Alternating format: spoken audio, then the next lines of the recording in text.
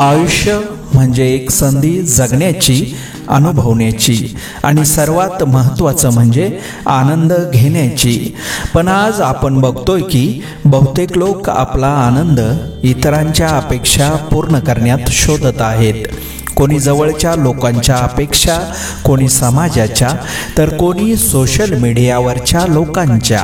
आणि याच चक्रव्यूहात अडकून आपण आपली खरी ओळख, हसण्याचे खरे कारण विसरत चाललोय।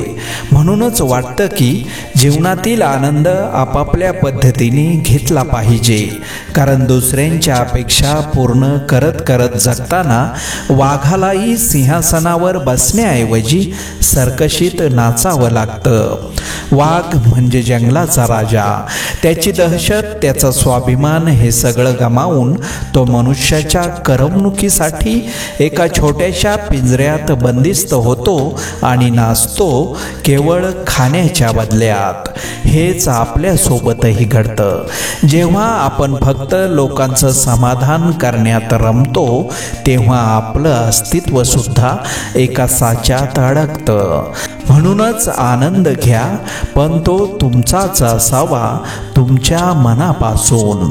आयुष्य जगा, पण ते तुमचं असावं, इतरांच्या रिमोटवर नाही। कधीतरी वेळ व्हा, भटकंती करा, स्वतःसाठी वेळ द्या।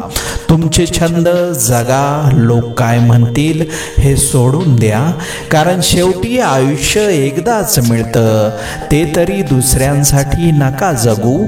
स्वतःच्या हसण्याला कारण व्हा, जगाच्या मनोरंजनाचा विषय नाही।